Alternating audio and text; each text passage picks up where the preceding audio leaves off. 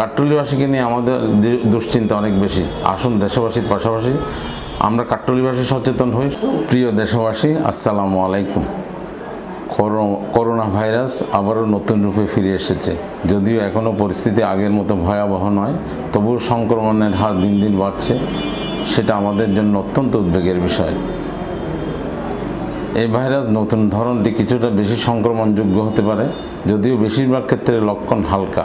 কিন্তু যাদের বয়স বেশি, যাদের কোমরবিড ডিজিজ আছে অর্থাৎ ডায়াবেটিস, কিডনি বা হৃদরোগ আছে, তাদের জন্য এটা এখনও বিপজ্জনক হতে পারে। আমি সবাইকে অনুরোধ করছি, মাস্ক ব্যবহার করুন, জনসমাগমে সচেতন থাকুন, ঘন ঘন হাত ধুয়ে ফেলুন। যারা বুস্টার ডোজ নেননি তারা অতি দ্রুত গ্রহণ করুন।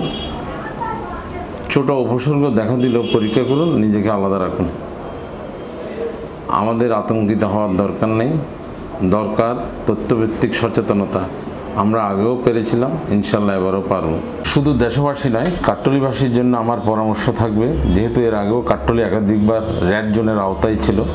কাট্টলীকে অনেক মানুষ অসতর্ক থাকার কারণে গত টার্মে আমাদের অনেক প্রাণহানি হয়েছে। কাট্টলীবাসীকে নিয়ে আমাদের দুশ্চিন্তা অনেক বেশি। আসুন দেশবাসীর পাশাপাশি আমরা কাট্টলীবাসী সচেতন হই, সতর্ক হই। সচেতনতা এবং আল্লাহর রহমত পরিত্রাণ দিতে পারে আমাদের এই করোনা থেকে। ধন্যবাদ সবাইকে।